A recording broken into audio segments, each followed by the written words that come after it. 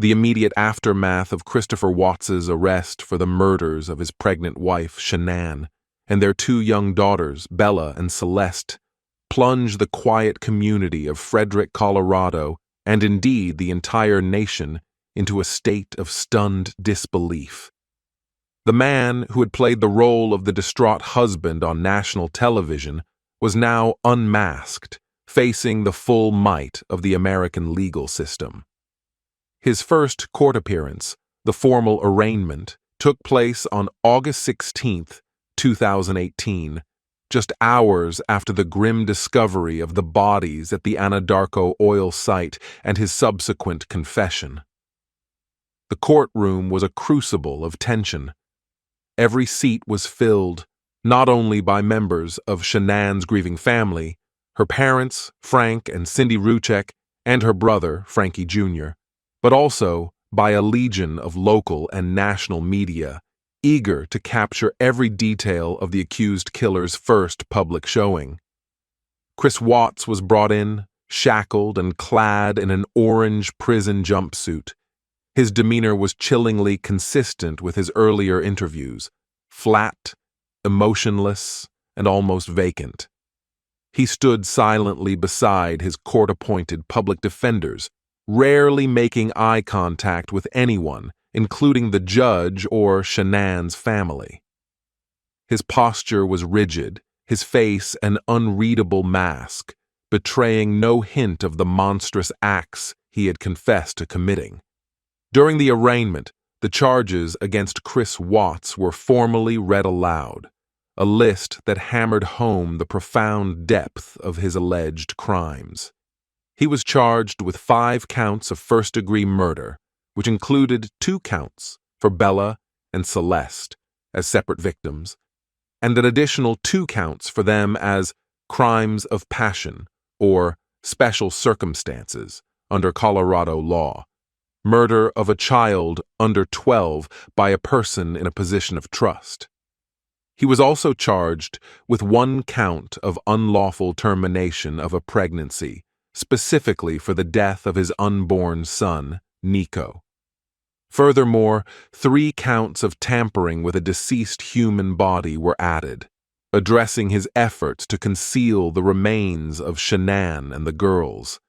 The sheer number and gravity of the charges painted a damning picture, leaving no doubt about the severity of the crimes he was accused of. The Weld County District Attorney's Office, led by District Attorney Michael Rourke, immediately began the meticulous process of building an ironclad case. Their strategy was clear: to secure a conviction that would ensure Chris Watts spent the rest of his life behind bars, and to spare Shanann's family the protracted agony of a lengthy trial. The prosecution's team knew they had a strong foundation: Chris's own admissions, the physical evidence from the crime scene, the chilling surveillance footage, and the damning digital forensics from his phone and computer. The initial goal was to gather all available evidence, interview every witness, and prepare for what they anticipated could be a complex legal battle, even with Chris's confessions. Meanwhile, Chris Watts's public defenders faced an unenviable task. Appointed to represent a client whose guilt seemed overwhelmingly clear to the public and was partly admitted by Chris himself, their role was to ensure due process and to explore any possible legal avenues or mitigating factors. Their primary duty was to protect his constitutional rights and provide the best defense possible within the confines of the law. This initial phase of the legal process was swift and public, marking the transition from a police investigation to a formal prosecution, setting the stage for the ultimate resolution of the Watts family murders that would shock and grieve the nation for years to come.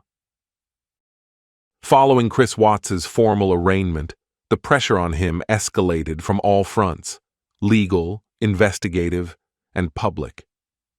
The legal machinery was now fully engaged, with the prosecution meticulously compiling an overwhelming mountain of evidence designed to leave no doubt of his guilt. Every piece of the puzzle, painstakingly gathered by law enforcement, contributed to a devastating portrait of premeditated murder and cold-hearted deception. Detectives and forensic specialists worked tirelessly, analyzing DNA samples, examining the remains of Shanann, Bella, and Celeste, and processing every item recovered from the crime scene. Each new detail unearthed served to dismantle Chris's fabricated narrative, strengthening the case against him with irrefutable scientific and circumstantial proof. The digital footprint Chris left behind proved to be a particularly damning aspect of the investigation.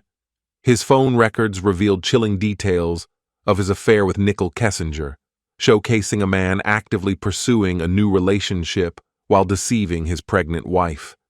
Text messages, call logs, and social media interactions provided a clear timeline of his romantic entanglement, directly contradicting his claims of a sudden, unplanned departure by Shanann. Even more incriminating were his internet search histories. These revealed disturbing queries for phrases like "men who murder their families" and "how to dispose of a body," indicating a dark contemplation of his horrific actions long before they occurred.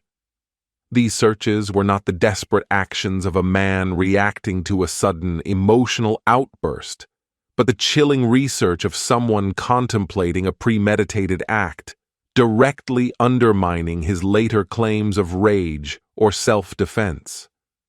Meanwhile, the media continued its relentless coverage, amplifying the public's intense desire for a complete understanding of what had driven Chris Watts to commit such heinous acts.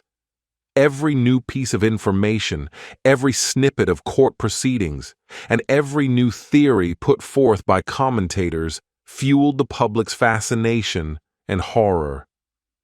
The discrepancy between Chris's outward appearance and his inner depravity became a central point of discussion.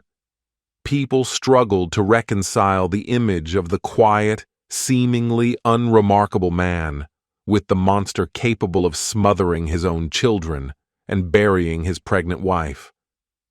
This collective struggle for understanding generated immense public pressure, which, though not directly influencing the legal process, certainly highlighted the gravity of the case.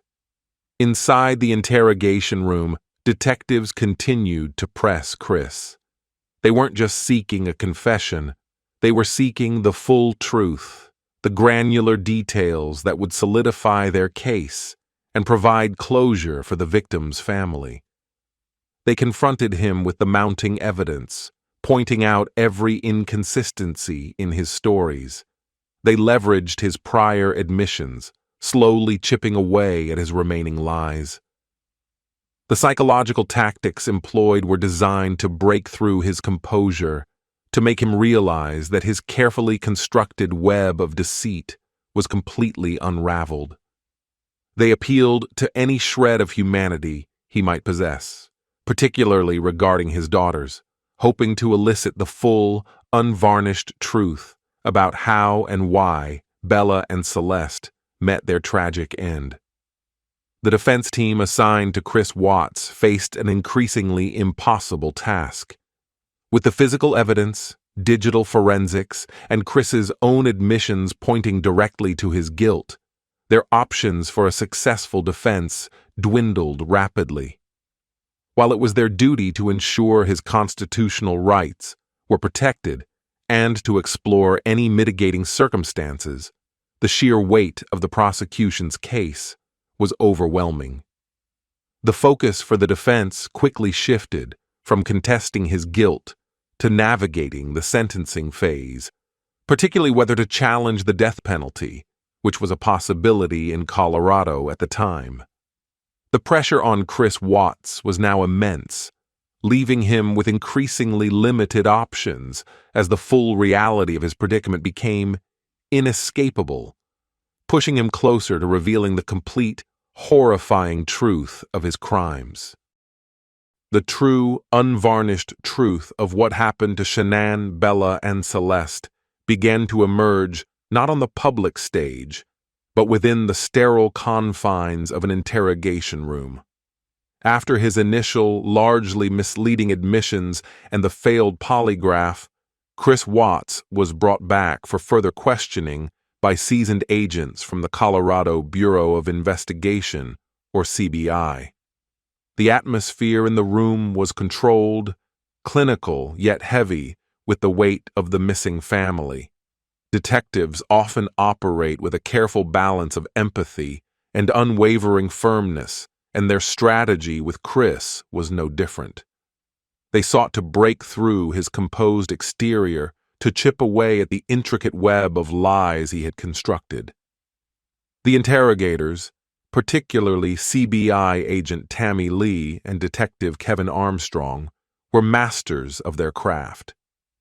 They knew Chris's initial story, the one blaming Shanann for the girls' deaths, was a desperate fabrication. Their task was to guide him, through relentless but measured questioning, towards the full, agonizing truth. The interrogation was not a shouting match, but a methodical dismantling of Chris's carefully constructed false narrative. They laid out the growing body of evidence, piece by painstaking piece, the unlikelihood of Shanann simply vanishing, the irrefutable surveillance video showing his truck's suspicious movements, and the damning evidence of his digital communications with Nichol Kessinger.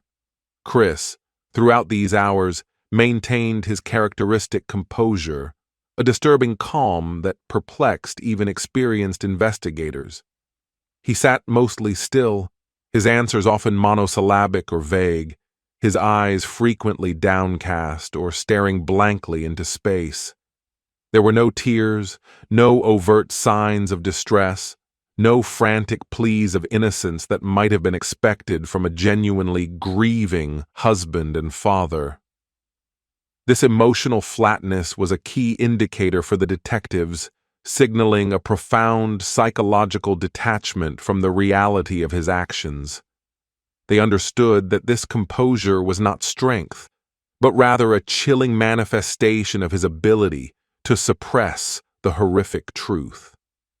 The agents patiently circled back to the inconsistencies. They pointed out the blatant lies in his initial statements, juxtaposing them with the irrefutable facts. They showed him images of his home, reminded him of his family, and, crucially, appealed to any remaining shred of humanity he might possess regarding his daughters. They emphasized that the biggest victims were Bella and Celeste, and that for their sake, the full truth needed to be revealed. They knew that often, even the most hardened criminals retain some connection to their children, and this was a vulnerability they cautiously probed. It was during these crucial hours, under the unwavering gaze of the investigators and the mounting weight of irrefutable evidence, that Chris Watts began to finally yield. His initial defensive stance slowly eroded. The carefully constructed wall he had built around himself started to crumble, not with a sudden collapse, but through a slow, agonizing process of attrition. The focus of the interrogation began to shift from if he was involved to how and why he had committed these unspeakable acts, laying the groundwork for the chilling confession that would soon follow.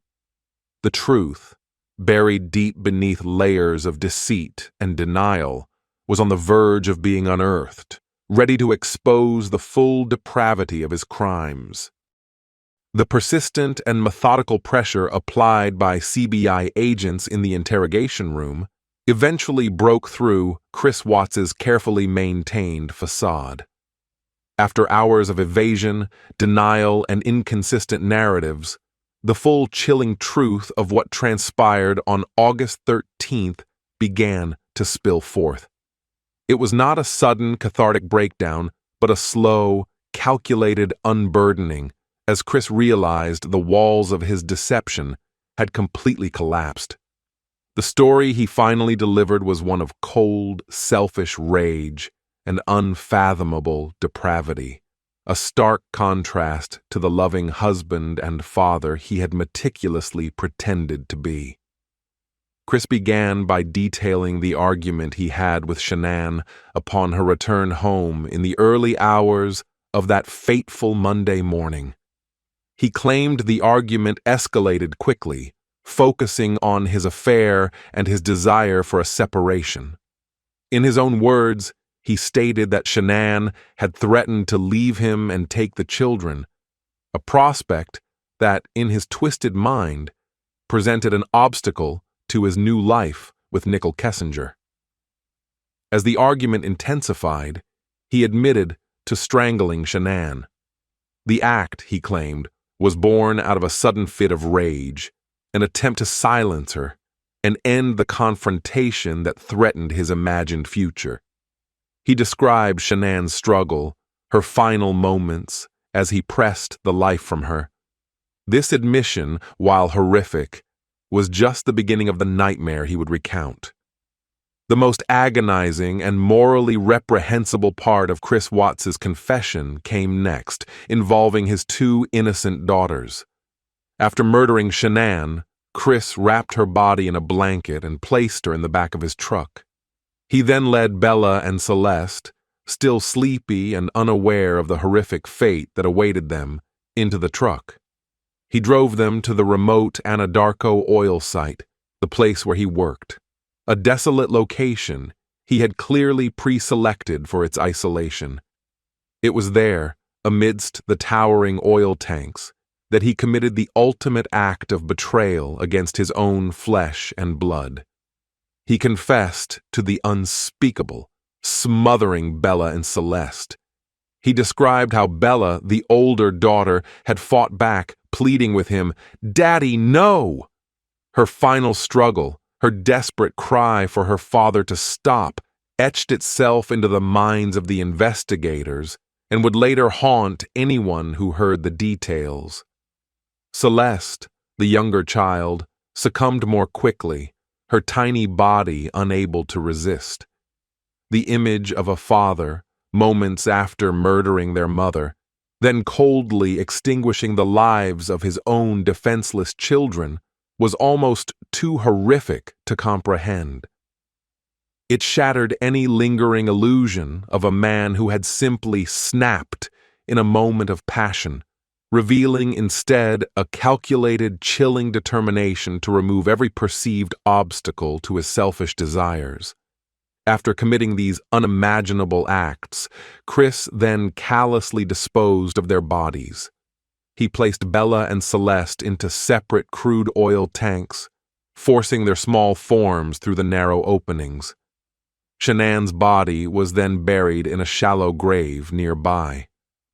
This part of his confession confirmed the initial findings at the crime scene, detailing the unspeakable means of concealment. The full confession, obtained in that interrogation room, solidified the prosecution's case beyond any doubt. It provided the grim answers to the agonizing questions, allowing investigators to present a complete, albeit horrifying, account of the Watts family murders, forever cementing Christopher Watts as one of the most reviled killers in American history. With the chilling confessions regarding the murders of Shanann, Bella, and Celeste now extracted, the interrogation turned to the grim and meticulous details of how Chris Watts disposed of their bodies. What emerged was a narrative of cold, calculated actions, devoid of any genuine remorse, painting a picture of a man utterly detached from the humanity of his victims, even as they were his own family. Chris recounted driving his work truck, with the 3 bodies in the back, to a remote section of the Anadarko petroleum site, a place he knew intimately, a place of industry and isolation, perfectly suited for his heinous purpose. His chosen disposal method for his daughters Bella and Celeste revealed a level of depravity that shocked even veteran investigators. Chris confessed to forcing the small bodies of his 4-year-old Bella and 3-year-old Celeste through the narrow hatches of 2 separate large crude oil tanks. These tanks were designed to store thousands of gallons of thick, viscous petroleum. The very idea of his tiny children being submerged in such a suffocating, corrosive substance was a detail that profoundly disturbed all who heard it. He described pushing them through an act of utter callousness, reducing his beloved daughters to mere objects to be discarded. The heavy crude oil served as a grotesque means of concealment, intended to dissolve or obscure any trace of their existence. For Shanann, his pregnant wife, Chris's confession detailed a different, though no less brutal, method of concealment. He stated that he had buried her body in a shallow grave near the crude oil tanks where he had discarded his daughters. This makeshift burial site was located on the same desolate property, a desperate attempt to hide his crimes in the vast, remote landscape. He described digging the grave himself, a final act of desecration against the woman who was carrying his unborn child. The hasty nature of the burial indicated his desire for speed and his focus on quickly removing the evidence of his actions before returning to his manufactured life of normalcy. The act of disposing of his family's bodies at his workplace, an oil and gas facility, was a chilling demonstration of Chris Watts's twisted logic. He chose this remote location not out of panic, but because it was familiar territory, a place where he had legitimate access and could potentially operate unnoticed during the early morning hours. He believed the vastness of the site and the industrial nature of the equipment would provide the perfect cover for his crimes. The decision to use the oil tanks for his daughters was particularly horrifying, highlighting a methodical, almost industrial approach to disposing of human lives. During his confession, Chris maintained a chillingly flat affect, recounting these unspeakable acts without visible tears or profound emotional distress. He spoke of the process, the logistics, the concealment, as if discussing a task rather than the murder and disposal of his family. This clinical recitation of such monstrous deeds underscored the profound psychological detachment that enabled him to commit these crimes. It painted a picture of a man who had dehumanized his victims to such an extent that he could execute his plan with a shocking degree of cold calculation. The full details of the disposal, as confessed by Chris Watts himself, provided definitive answers to the whereabouts of Shanann, Bella, and Celeste, confirming the ultimate tragedy and cementing the undeniable depravity of his actions. With the chilling details of the murders and the disposal of the bodies now on record, the interrogation pivoted to the agonizing question of motive. Why would a husband and father seemingly so devoted commit such unspeakable acts against his own pregnant wife and 2 young daughters? Chris Watts's confession, while horrifying in its content, offered a singular, self-serving explanation: his overwhelming desire to escape his marriage and pursue a new life with his mistress, Nichol Kessinger. In his twisted perception, his family had become an insurmountable obstacle to his personal freedom and newfound happiness. Chris described feeling increasingly trapped or suffocated within his marriage to Shanann. He painted a picture of a relationship that had, for him, become burdensome, characterized by arguments, financial stress, and a perceived lack of emotional connection. This narrative, while convenient for his defense, starkly contrasted with Shanann's public portrayal of their happy family and her persistent efforts to mend their relationship. He claimed his feelings for Shanann had dwindled, and he felt a growing resentment towards the life they had built together. This internal strife, hidden from the public eye, fueled his longing for an escape, a radical break from his domestic responsibilities. The catalyst for his murderous actions, according to Chris, was his affair with Nichol Kessinger. He had met Kessinger at Anadarko Petroleum, his workplace, in early June 2018. The relationship quickly escalated, becoming intensely physical and emotional. Chris confessed to becoming consumed by his feelings for Kessinger, envisioning a future with her that was free from his current obligations. He meticulously lied to Kessinger, telling her he was separated from Shanann and that their divorce was almost finalized. He even fabricated stories about the girls being cared for by another family, creating a false reality to convince her that he was available and unencumbered. This obsession with Kessinger and the allure of a new life became the driving force behind his horrifying decisions. In Chris's mind, Shanann and the children were no longer beloved family members, but rather impediments to his perceived freedom.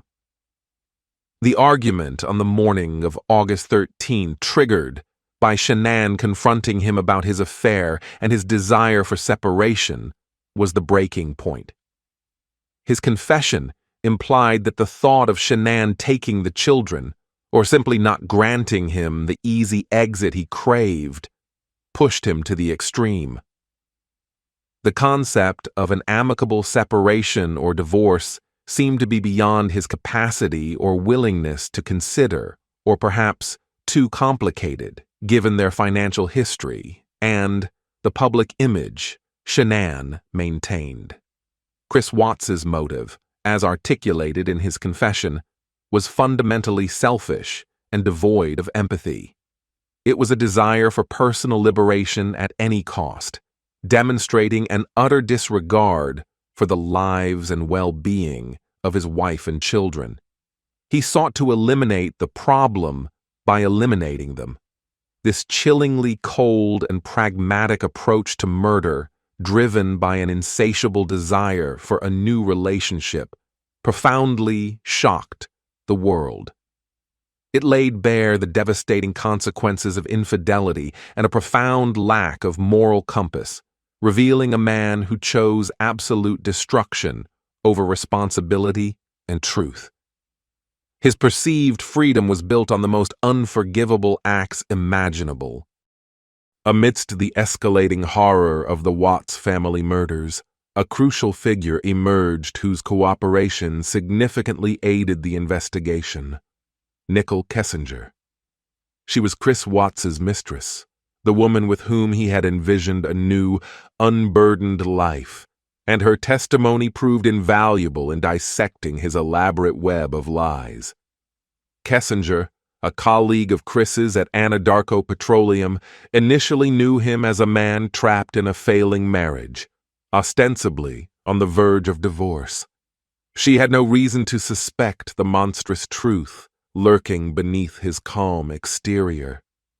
Upon learning of Shanann's disappearance, and more crucially, Chris's subsequent arrest, Nichol Kessinger experienced a profound shock. The man she had been intimately involved with, the man who had promised her a future, was now accused of murdering his entire family. Distraught and confused, Kessinger made the courageous decision to contact the police voluntarily. She understood that she was a critical piece of the puzzle, and despite the deeply uncomfortable personal revelations, she chose to fully cooperate with law enforcement, providing every detail of her relationship with Chris. Kessinger's interviews with detectives were extensive and revealed the meticulous deception Chris Watts had practiced. She confirmed the timeline of their affair, which began in early June 2018. She recounted how Chris had repeatedly assured her he was separated from Shanann and that their divorce was imminent. He even concocted elaborate stories, claiming he had already signed divorce papers and that his children were living with another family member. These carefully constructed lies were designed to paint him as a single man, available for a serious relationship, completely unencumbered by his existing domestic life. Kessinger had believed him, seeing no red flags in his fabricated narrative until the news of the disappearances broke. Her cooperation provided law enforcement with a wealth of digital evidence. Kessinger willingly turned over her phone, granting detectives access to all text messages, call logs, and social media interactions between her and Chris. This trove of data provided an irrefutable timeline of their affair, showing the escalating intimacy and Chris's increasing obsession. Crucially, these communications demonstrated Chris's premeditation and his clear motive, his desire to be with Kessinger, free from his family. The content of their messages starkly contrasted with Chris's public display of grief, illustrating the profound duplicity of his actions. Her consistent story and the digital evidence she provided were instrumental in dismantling Chris's own shifting confessions and proving his singular culpability. Nichol Kessinger's role became a significant, albeit unwilling, component of the prosecution's case. Her testimony, though never delivered in court due to the plea deal, confirmed that Chris Watts was actively pursuing a future that explicitly excluded his family. Her shock and subsequent cooperation underscored the manipulative nature of Chris, who had not only murdered his family, but had also cruelly deceived Kessinger. Her perspective as an unwitting participant in his endgame highlighted the depth of Chris's betrayal and provided vital insights into the selfish desires that ultimately drove him to commit his unspeakable crimes. The revelation of Chris Watts's full, chilling confession, detailing the murders of Shanann, Bella, and Celeste, sent a fresh, visceral wave of horror and outrage across the nation and beyond. The shift from a perplexing missing persons case to a clear, horrifying act of domestic annihilation was immediate and devastating. For weeks, the public had watched, hoped, and speculated, initially extending sympathy to the seemingly distraught husband. Now, the mask was completely off, exposing a calculated monster beneath.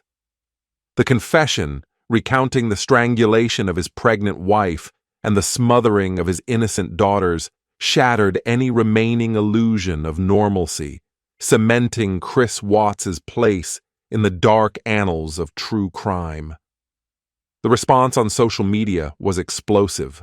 Platforms that had once buzzed with prayers for the Watts family's safe return now erupted with a collective outpouring of grief, anger, and disbelief.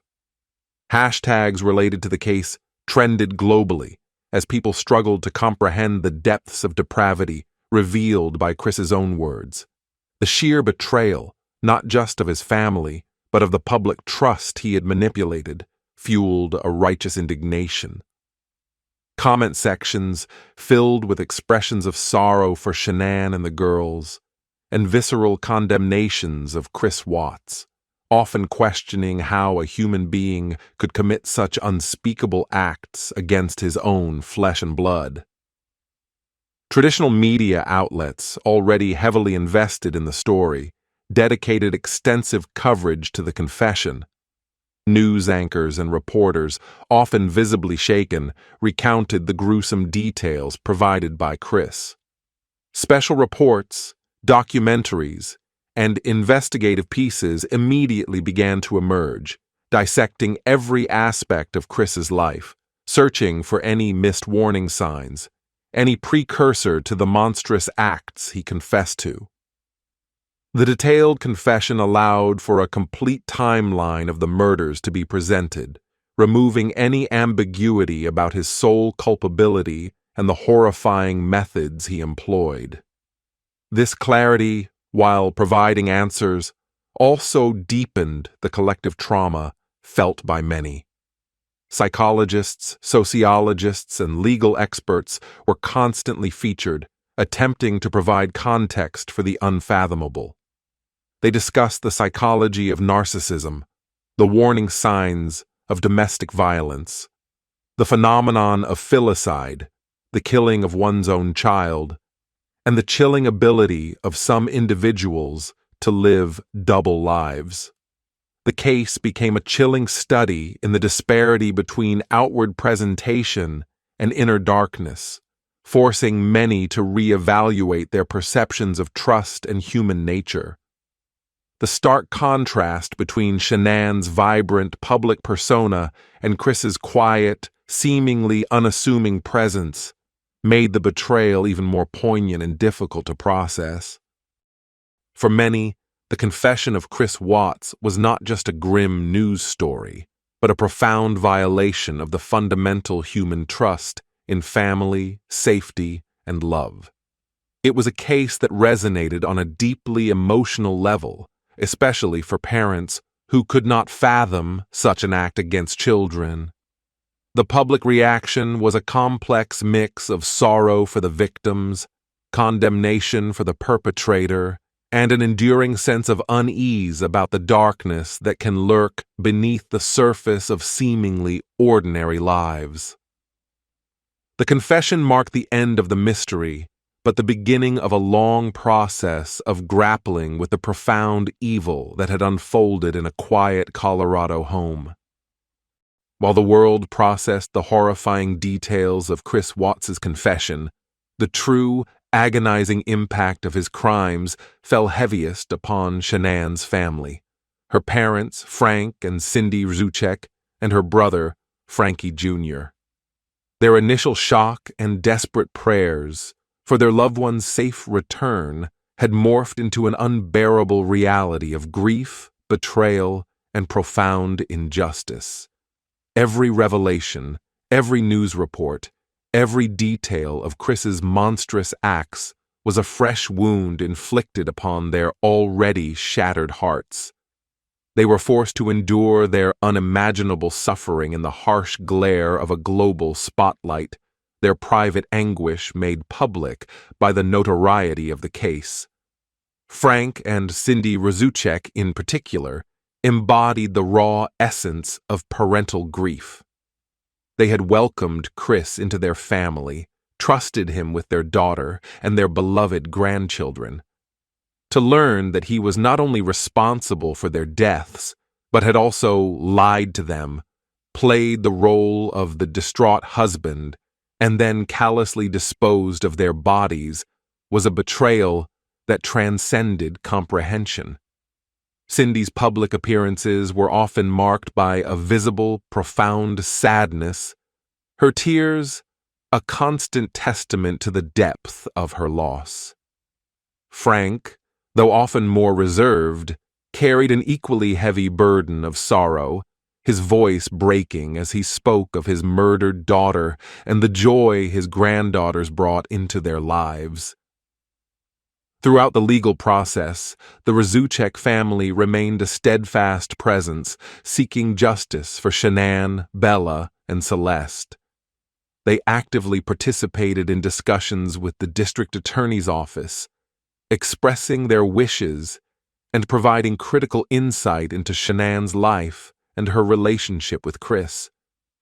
Their primary desire was not vengeance, but certainty and an end to the protracted suffering a lengthy trial would undoubtedly bring.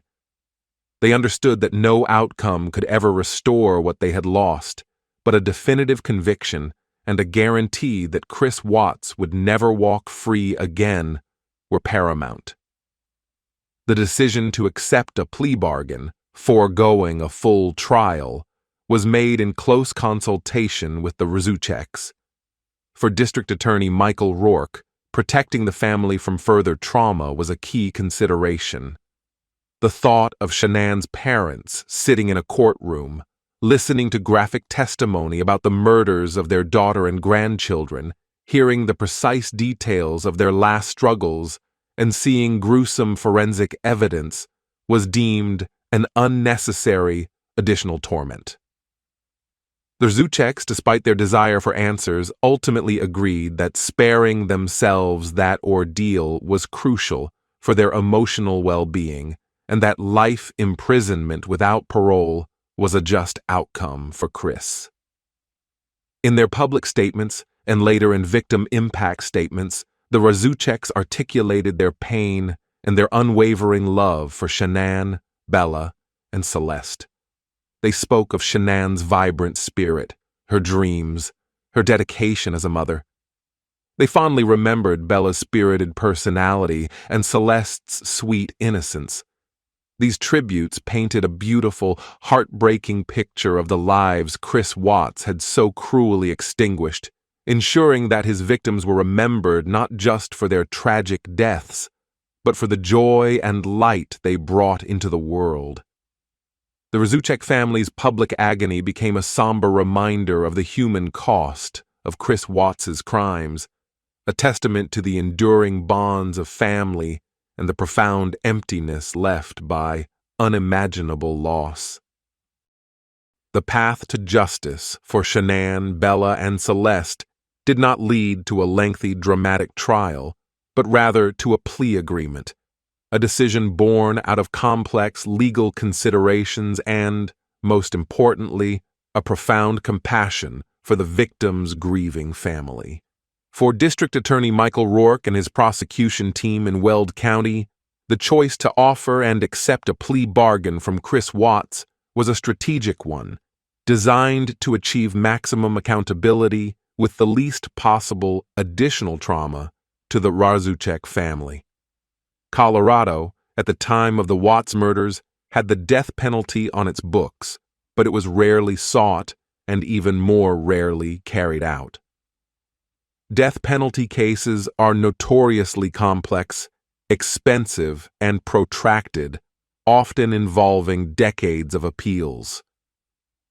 While the brutality of Chris Watts's crimes certainly warranted such a consideration, the prosecution weighed the certainty of a life sentence without parole against the immense legal and emotional burden of a capital murder trial.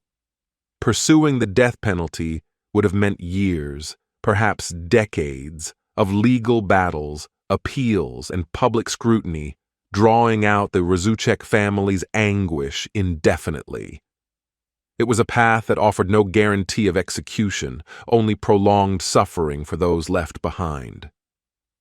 The paramount factor in the district attorney's decision-making process was the unwavering desire of Shanann's parents, Frank and Cindy Rzucek, to avoid a full trial. They had endured unimaginable suffering: the initial disappearance, the agonizing search, the horrifying confession, and the public revelation of the brutal details of their daughter and grandchildren's last moments. The prospect of sitting in a courtroom, day after day, listening to graphic testimony, viewing gruesome forensic evidence, and reliving every agonizing detail of the murders was simply too much to bear. Their request for a swift and certain resolution, one that would spare them this additional torment, weighed heavily on the prosecution. The benefits of a plea agreement were clear and compelling. By pleading guilty to all charges, Chris Watts would waive his right to an appeal, cementing his conviction and ensuring he would spend the rest of his life behind bars. There would be no chance of a hung jury, no possibility of acquittal on technicalities, and no prolonged appeals process that could potentially see him eventually walk free. It provided the Rzucek family with a definitive end to the legal process, a concrete answer of justice, and the assurance that Chris would never again pose a threat to anyone. This certainty, for a family reeling from such unfathomable loss, was invaluable. While a plea deal meant sacrificing the opportunity for a public trial, where every detail would be presented in open court, The prosecution felt the trade-off was worthwhile. They had an overwhelming amount of evidence, Chris's own confessions, even if incomplete at first, and the full cooperation of Nichol Kessinger. They were confident they could prove premeditation and secure a conviction. The plea deal, therefore, represented a compassionate and strategic victory. It ensured justice for the victims while prioritizing the healing and well-being of their surviving family members.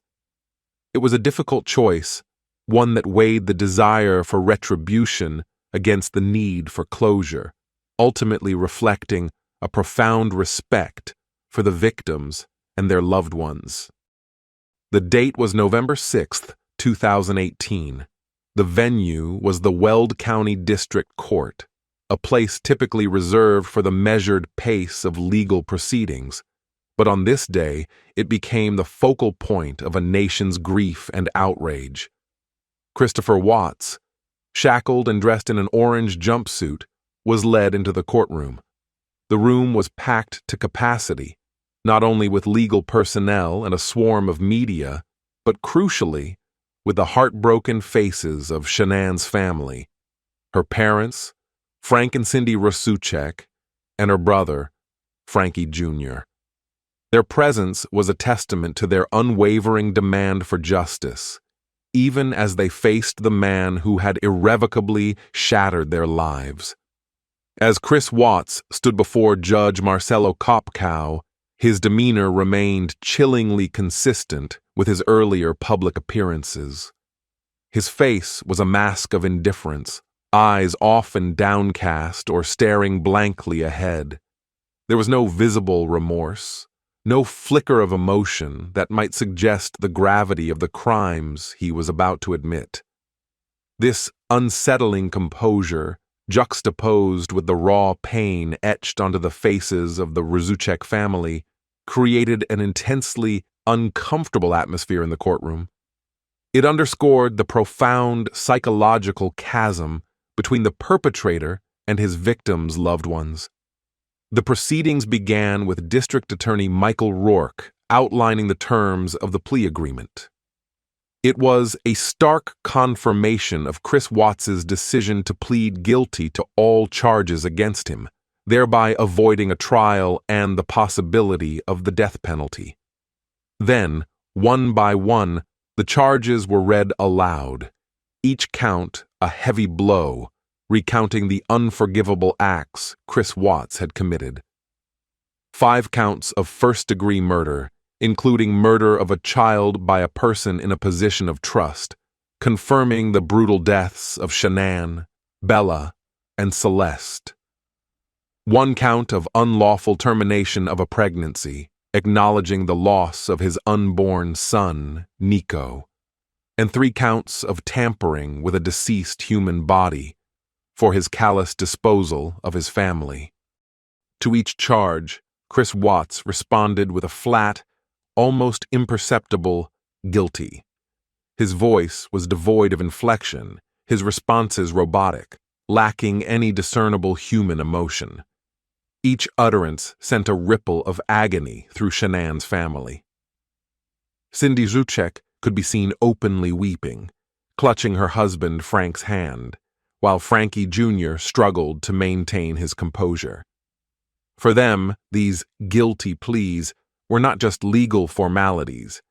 They were Chris Watts finally, unequivocally, admitting the unspeakable, confirming the nightmare that had consumed their lives. It was the crushing weight of finality and a painful, undeniable acknowledgement of the truth they had so desperately sought. Judge Kopkow, after confirming Chris Watts understood the gravity of his plea and the rights he was waiving, formally accepted the guilty pleas. This acceptance solidified Chris's fate, sealing his conviction without the need for a protracted trial. The legal process, which had moved with remarkable speed given the complexity of the case, had now reached its most critical juncture. Chris Watts was no longer merely accused. He was now a self-admitted, convicted murderer. The sentencing would follow later, but the guilty plea hearing marked the moment the public saw, without a shadow of a doubt, that the man who had once embodied the American dream had, through his own horrific actions, become its darkest nightmare.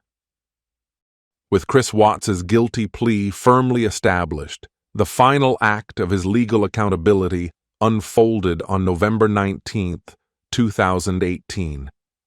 Just weeks after his confession and plea, he returned to the Weld County courtroom for his sentencing, a moment that would officially condemn him to a life behind bars.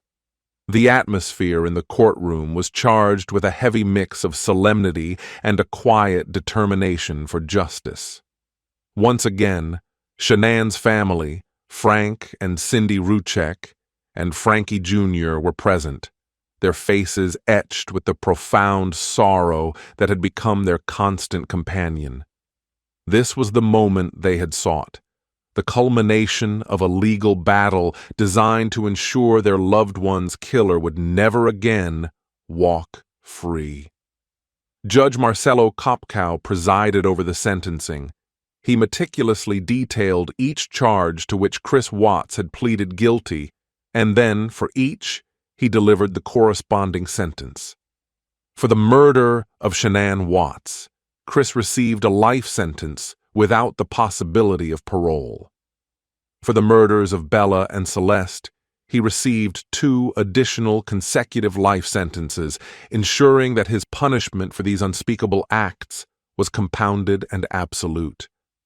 Further sentences were added: 48 years for the unlawful termination of Shanann's pregnancy, the death of his unborn son, Nichol, and 36 years for the 3 counts of tampering with a deceased human body.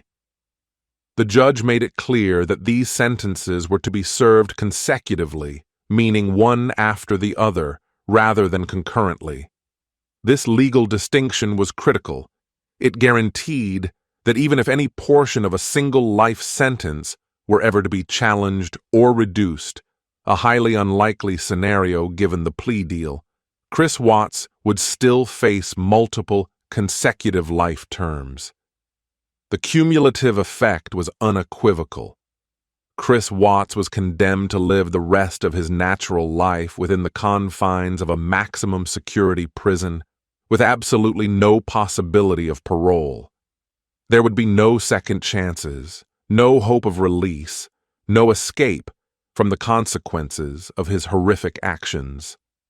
During the sentencing, Judge Kopkow addressed Chris Watts directly, acknowledging the extreme depravity of his crimes. While maintaining judicial impartiality, the judge conveyed the immense weight of the tragedy and the incomprehensible nature of a father murdering his own children and pregnant wife. His words underscored the community's shock and the profound impact of Chris Watts's actions on so many lives. The legal finality of the sentence was absolute. By pleading guilty and waiving his right to appeal, Chris had willingly signed his own death warrant, not of life, but of freedom. The immediate public reaction to Chris Watts's sentencing was a mix of relief and a lingering sense of unfulfillment. For many, the life sentences provided a necessary closure, a definitive end to the immediate legal drama. There was a sense that justice, while imperfect, had been served in the most certain way possible. However, for others, the lack of a death penalty sentence or the absence of a full trial where every excruciating detail would be laid bare left a lingering feeling of wanting more. Yet for Shanann's family, the sentence offered the invaluable peace of mind that their tormentor would spend his days in prison, forever separated from society, unable to cause further harm. The sentencing of Chris Watts closed one chapter of this tragic story, confirming the crushing reality of his guilt and sealing his fate. While the legal proceedings had concluded with Chris Watts's guilty plea and subsequent sentencing, the courtroom on November 19, 2018, was not merely a venue for justice. It was a platform for the profound and eternal grief of a family shattered beyond repair. This was the moment for the victims' voices to be heard, not through legal arguments, but through raw, unfiltered emotion. Shanann's parents, Frank and Cindy Ruchek, along with her brother Frankie Jr., stepped forward to deliver their victim impact statements, confronting Chris Watts with the devastating reality of his monstrous acts and the immeasurable void he had created. Frank Razuchek Sr., Shanann's father, was the first to speak. His voice, though trembling with sorrow, carried an unwavering strength. He spoke of the pure, unadulterated joy his daughter Shanann brought into their lives, describing her vibrant spirit, her infectious laughter, and her boundless love for her family. He painted a picture of a devoted mother, a loving wife, and a cherished daughter, a life brutally extinguished by the very man who vowed to protect her. Frank condemned Chris Watts directly, labeling his actions as despicable and unforgivable. He spoke of the agonizing pain of knowing his daughter's last moments were spent in terror, betrayed by her husband, and the horror of comprehending the fate of his beloved granddaughters, Bella and Celeste, murdered by their own father. His words were a powerful testament to a parent's unending love and a searing condemnation of a killer's betrayal. Then came the heartbreaking testimony of Cindy Razuchek, Shanann's mother. Overcome with grief, her voice was often choked with tears, but her message resonated with gut-wrenching pain. She spoke of the beautiful, innocent lives of Bella and Celeste, reminiscing about their individual personalities. Bella's spirited nature, Celeste's sweet innocence, and their infectious giggles. Cindy expressed the unimaginable torment of a grandmother who would never again hear her grandchildren's laughter, never again share a hug, never again witness their milestones. She confronted Chris directly, her voice laced with anguish, questioning how he could have looked into their innocent eyes and committed such unspeakable acts. Her words conveyed the depth of a mother's and grandmother's despair, a raw testament to a loss that defied comprehension. Frankie Ruchek Jr., Shanann's brother, also delivered a poignant statement, emphasizing the immense void left in their family. He spoke of the close bond he shared with his sister and nieces, and the disbelief that someone they had trusted could inflict such unimaginable pain. His words reflected the ongoing trauma and the permanent scars left by Chris's actions, not just on his parents, but on the entire extended family. Each statement, delivered with unwavering courage, served as a crucial reminder to the court and to the world that Shanann, Bella, and Celeste were not just victims in a news story, but cherished individuals whose lives had been cruelly stolen. These victim impact statements were profoundly important. They offered a human face to the tragedy, transforming the legal proceedings from abstract counts and statutes into a deeply personal reckoning. For the Razuchek family, it was an essential step in their long and arduous journey toward healing, a moment to publicly articulate the devastating impact of Chris Watts's crimes directly to him and to the world. Their powerful words ensured that despite his silent, emotionless demeanor, Chris Watts would forever be confronted with the devastating consequences of his betrayal and the immeasurable grief he had inflicted upon those who loved his victims most. The sentencing of Christopher Watts to multiple life terms without parole brought a definitive legal conclusion to one of the most horrifying true crime sagas in recent memory. For a global audience that had followed every twist and turn, the guilty plea and subsequent life sentences offered a complex mix of relief, grim satisfaction, and lingering unease. There was a collective sigh of relief that justice, in a legal sense, had been served swiftly and decisively. The public could rest assured that Chris Watts, the man who had so casually destroyed his family, would never again walk free. However, the closure offered by the verdict was often incomplete. While the who and how of the murders had been established by Chris's confession and the evidence, the deeper why continued to haunt many. How could a seemingly ordinary man, a husband, a father, commit such unspeakable atrocities against his own flesh and blood? This fundamental question fueled ongoing public conversations and debates across social media, online forums, and traditional media outlets. The case became a chilling case study, prompting widespread discussions about hidden domestic violence, the deceptive nature of appearances, and the terrifying reality of filicide, the act of a parent killing their own child. The public grappled with the sheer depravity of Chris's actions. The image of Bella and Celeste, loving and trusting, being driven to their deaths by their own father, and then inhumanely disposed of in oil tanks, was a detail that resonated deeply and sparked profound outrage. The betrayal of Shanann, pregnant with their unborn son, Nichol, further amplified the horror. This emotional impact ensured the Watts case remained a fixture in public consciousness long after the sentencing, becoming a touchstone for discussions on the dark side of human nature and the complexities of domestic relationships. Media outlets continued their extensive coverage, shifting focus from the immediate legal proceedings to broader analysis. Documentaries, podcasts, and true crime specials dissected every facet of the case.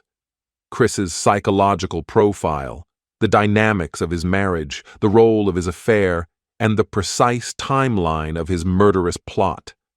Experts weighed in, attempting to shed light on the motivations of seemingly normal individuals who commit unthinkable acts.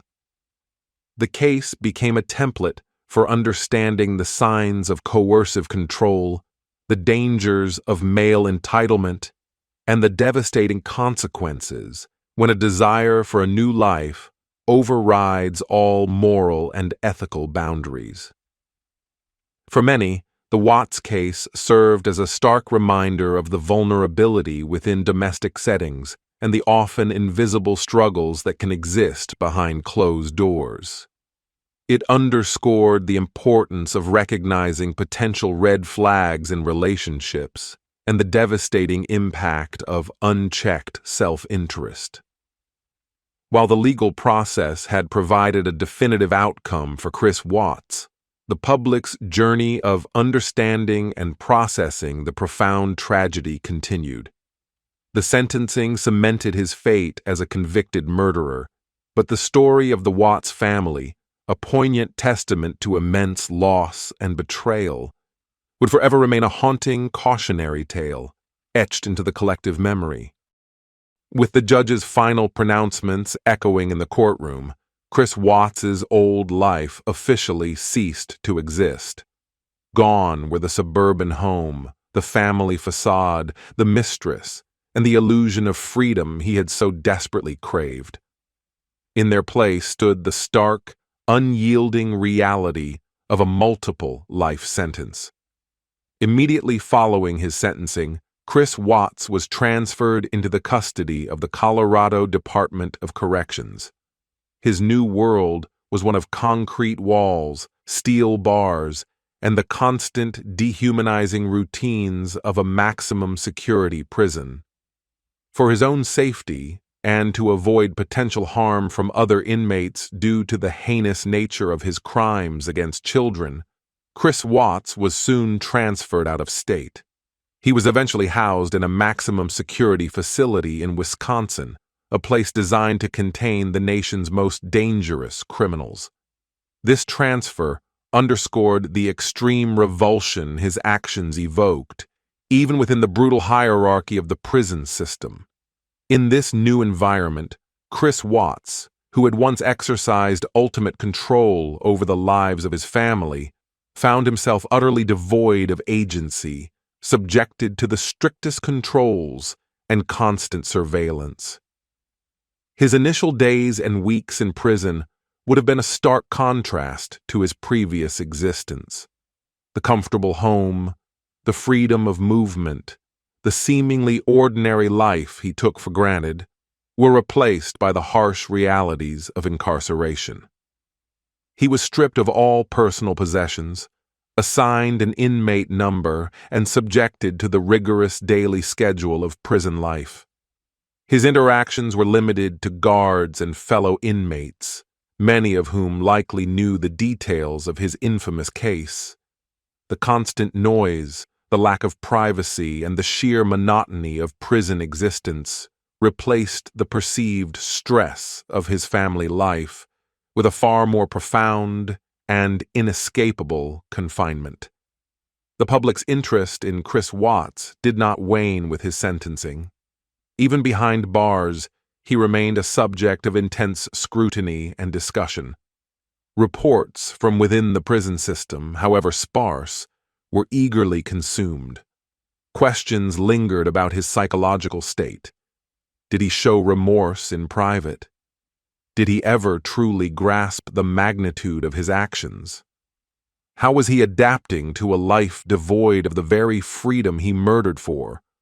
For many, his chillingly calm demeanor in court continued to be perplexing, fueling speculation about his true mental state and personality. Chris Watts's life in prison became a living testament to the irreversible consequences of his crimes. The very freedom he sought by eliminating his family had ironically led him to the ultimate loss of his own. His new reality was one of isolation, condemnation, and an eternity spent reflecting on the unspeakable acts he committed. This transition marked the complete and final fall of Chris Watts, from a seemingly ordinary man to a universally reviled murderer, his future now defined by the iron gates and watchful eyes of the correctional system. This grim fate concluded the legal journey, paving the way for a deeper examination into the intricate details of his motivations and the lasting legacy of the Watts family tragedy.